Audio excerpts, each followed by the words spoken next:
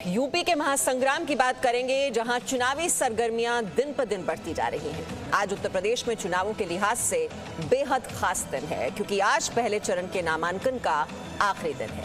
साथ ही दूसरे चरण के लिए नामांकन का दौर आज से शुरू हो रहा है। आज दूसरे चरण के नामांकन का पहला दिन है। वहीं एक तरफ बीजेपी आज यूपी में अपने उम्मीदवारों की तीसरी लिस्ट जारी कर सकती है, तो दूसरी तरफ बीजेपी के ही अध्यक्ष जेपी नड्डा आज आगरा और बरेली का चुनावी दौरा करेंगे। वहां वो पार्टी के पदाधिकारियों के साथ बैठक भी करेंगे। इधर अखिलेश यादव के चुनाव लड़ने के ऐलान के बाद ऐसा माना जा रहा है कि वो मैनपुरी की करहल सीट से चुनाव लड़ सकते हैं, और इस मुद्दे पर बीजेपी और समाजवादी पार्टी की अपनी अपनी प्रतिक्रियाएं सामने आ रही हैं। आज कांग्रेस यूपी के लिए अपना मैनिफेस्टो जारी कर सकती है। देखना होगा कि कांग्रेस में यूपी की जनता के लिए कौन कौन से बड़े वादे कांग्रेस आज करती है।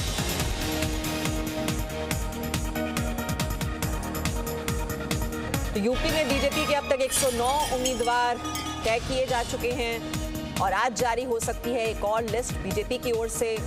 तो उत्तर प्रदेश के चुनावों के लिहाज से आज का दिन बेहद अहम। तीसरे चौथे चरण के लिए उम्मीदवारों का ऐलान संभव है, और अभी तक बीजेपी ने 109 उम्मीदवारों की घोषणा की है। तो आज जारी हो सकती है बीजेपी की तरफ से एक और लिस्ट।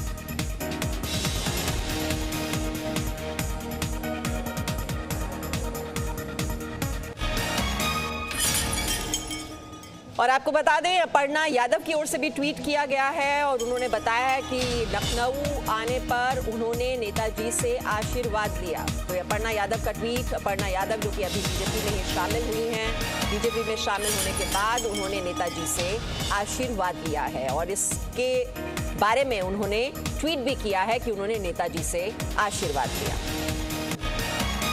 तो परिवार में ये टूट हुई। अपर्णा यादव बीजेपी में शामिल हुई हैं, और उनका कहना था कि जो मोदी सरकार की जो नीतियां हैं उनसे वो काफ़ी प्रभावित है, इसी वजह से उन्होंने बीजेपी में आने का फैसला लिया। जैसे पिछली बार वो लखनऊ कैंट सीट से समाजवादी पार्टी के टिकट पर चुनावी मैदान में उतरी थी, लेकिन तब वो हार गई थी। और ये आप देख रहे हैं, ये तस्वीर भी उन्होंने ट्वीट की है।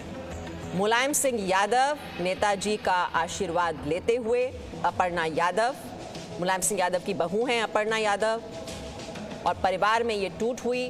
बीजेपी में वो शामिल हुई हाल ही में, और सदस्यता ग्रहण करने के बाद उन्होंने जाकर नेताजी से आशीर्वाद लिया।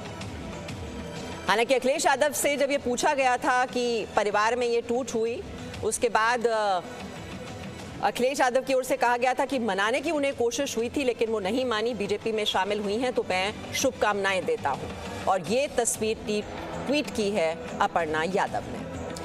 रविंद्र इस वक्त हमारे साथ है। रविंद्र, ये हम तस्वीर देख रहे हैं जो ट्वीट की है अपर्णा यादव ने नेताजी का आशीर्वाद लेते हुए। बीजेपी की सदस्यता ग्रहण करने के बाद नेताजी का आशीर्वाद। बिल्कुल, देखिए अपर्णा यादव जो पहले भी बात हुई थी मीमांसा की, बीजेपी में शामिल होने से ऐसा नहीं कि यादव वोट बैंक या फिर अखिलेश यादव का वोट बैंक बीजेपी की तरफ शिफ्ट हो जाएगा। लेकिन अपर्णा यादव मुलायम सिंह यादव के बहू हैं। आज जिस तरह की तस्वीरें उन्होंने जारी की है मुलायम सिंह यादव से मिलकर, तो ये अभी भले ही अखिलेश यादव उनको शुभकामना दे रहे होंगे, लेकिन आगे चल के जैसे जैसे प्रचार आगे बढ़ेगा, ये बात हर समय उठते रहेगा, और आखिर में कहीं ना कहीं अखिलेश यादव को इस पर अपना एक ऐसा बयान देना पड़ेगा जो यादव कम्युनिटी को एकजुट कर सके उनके पाले में। और ये जरूर बताने कि बीजेपी ने उनके परिवार में सेंध लगाई है, इस तरह के आरोप उनको लगाना ही पड़ेगा। इस तरह के एक परसेप्शन जो क्रिएट करने की कोशिश की जाएगी आगे। लेकिन बहरहाल अभी अपर्णा यादव ने मुलायम सिंह यादव से आशीर्वाद लिए। जाहिर सी बात है, पारिवारिक मामला है, उन्होंने भले ही पार्टी बदल दी हो, लेकिन परिवार की बहू है, मुलायम सिंह यादव की बहू है, तो उनसे आशीर्वाद ली है। और ये आगे चलकर अखिलेश यादव को इसका जवाब देते बनना पड़ेगा। हो सकता है कि जैसा आपने पहले भी देखा, सिंधिया परिवार में देखा, गांधी परिवार में देखा, कि जब अपर्णा यादव से जब बात हुई थी जी न्यूज की, तो उनसे पूछा गया था क्या अखिलेश यादव के खिलाफ आप चुनाव लड़ेंगे। उन्होंने बोला था कि पार्टी जो फैसला करे, हालांकि चुनाव वो शायद नहीं लड़ेंगी उनके खिलाफ, लेकिन इस तरह की बातें जब चलेगी, अपर्णा यादव समाजवादी पार्टी के खिलाफ जब बयान देंगी, तो अखिलेश यादव को उस बयान के खिलाफ बयान देना ही पड़ेगा। और यही बीजेपी चाहती है कि परसेप्शन की लड़ाई में वो अखिलेश यादव को कहीं ना कहीं कॉर्नर करने की कोशिश करे। जी बिल्कुल, रवि त्रिपाठी भी हमारे साथ हैं। रवि त्रिपाठी, अब अपर्णा यादव परिवार में टूट होती है और अब वो बीजेपी में शामिल हो जाती हैं, तो परसेप्शन की लड़ाई की बार बार हम बात कर रहे हैं, क्योंकि जब बीजेपी के बड़े बड़े नेता, बड़े बड़े चेहरे, मंत्रियों से लेकर कई विधायक जब समाजवादी पार्टी में जाकर शामिल हुए तो वहां पर टूट हुई, और इसके बाद अब उनके परिवार में ही ये टूट हो जाती है, उसी में ही सेंधमारी कर लेती है बीजेपी, और अपर्णा यादव उनकी पार्टी में शामिल हो जाती हैं। तो ये सवाल तो बार बार अखिलेश यादव को उसका सामना करना पड़ेगा।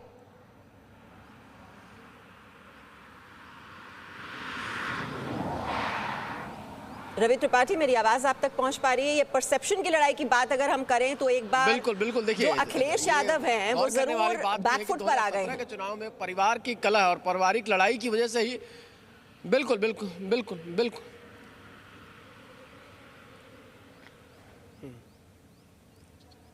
बिल्कुल बिल्कुल बिल्कुल देखिए, अखिलेश यादव के बैकफुट पर आने की सबसे बड़ी वजह यही है कि कहीं ना कहीं परिवार में फूट की वजह से 2017 का चुनाव वो बुरी तरह से हारे थे, और उसमें परिवार में जो लड़ाई आपने देखी थी, जिस तरह से शिवपाल यादव बाहर चले गए थे, पूरा परिवार ऐसा लग रहा था कुनबा उनका बिखर गया था। तो इस वक्त इस मैसेज से शायद उनको बचना चाहिए था, लेकिन जो उन्होंने तय किया है कि परिवार में टिकट किसी को नहीं देना है। मुझे जो जानकारी है कि परिवार में टिकट किसी को नहीं देना है, चाहे वो अपर्णा यादव हो, चाहे फिर प्रतीक यादव हो, चाहे फिर बाकी उनके जितने यादव कुनबे के भाई बहन हैं, उनको टिकट नहीं देना है, चाहे हो जाए जिनको टिकट नहीं देना है। इस वजह से कहीं ना कहीं परिवार में बिखराव हो सकता है। अभी शिवपाल यादव भले ही चुनाव लड़ रहे हैं, लेकिन शिवपाल यादव बहुत खुश नहीं है अखिलेश यादव से, क्योंकि शिवपाल भी चाहते थे कि उनके बेटे को टिकट दिया जाए, प्रतीक यादव को। तो कुल मिलाकर पारिवारिक कलह का उनको नुकसान होगा, और अपर्णा यादव खासतौर पर उनके परिवार से टूटकर बीजेपी में आई है, उनके और रिश्तेदार बीजेपी में आए हैं, तो एक बीजेपी मैसेज फैलाएगी कि जो आदमी अपना परिवार नहीं संभाल सकता है वो प्रदेश कैसे संभाल सकता है। और इस बात को बार बार बीजेपी के नेता बोलेंगे चुनाव में, और इस बात का नुकसान उनको होगा। लेकिन अखिलेश यादव चूंकि एक लाइन लेकर चल रहे हैं कि परिवारवाद से थोड़ा सा मुक्ति लेना चाहते हैं, जो ठप्पा उन पे लगा है, तो हो सकता है उसका नफा भी हो सकता है उसका नुकसान भी हो। जी रविंद्र, लेकिन जो तस्वीर है अपने आप में क्या कोई संकेत देने की कोशिश की है अपर्णा यादव ने ये ट्वीट करके? वैसे बताया जाता है कि पिछली बार भी 2017 में जब लखनऊ कैंट सीट से वो चुनावी मैदान में उतरी थी, तब भी अखिलेश यादव उन्हें टिकट देने के पक्ष में नहीं थे, और मुलायम सिंह यादव ने दखलंदाजी की थी और उनके कहने पर उन्हें टिकट दिया गया था।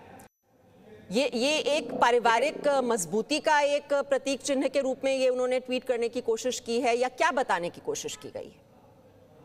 देखिए मीमांसा, समाजवादी पार्टी आज जो भी है ये मुलायम सिंह यादव के बदौलत, उनकी मेहनत के बदौलत, और उन्होंने जिस तरह से जमीन से खड़ा हो इस पार्टी को खड़ा किया है, जिस पर आज अखिलेश यादव सत्ता के ख्वाब देख रहे हैं। तो जाहिर सी बात है इस ट्वीट के जरिए अपर्णा यादव ये जरूर बताने की कोशिश करेगी उस खास वर्ग को कि मुलायम सिंह यादव का उनको वरदहस्त है, और जिस तरह के, हालांकि पारिवारिक मामला है, इस पर सार्वजनिक तौर पर बयान देने की जरूरत भी नहीं है, लेकिन जिस तरह की बातें आ रही है मुलायम सिंह यादव को के बारे में, उनके परिवार के लोग ही, कल ही प्रदीप गुप्ता ने जिस तरह से बयान दिया मुलायम सिंह यादव और अखिलेश यादव को लेकर कि मुलायम सिंह यादव पार्टी में बहुत ज्यादा दखल नहीं रह गई है, इस तरह कई तरह के बयान आए हैं, बहुत ये प्रदीप गुप्ता के बयान है।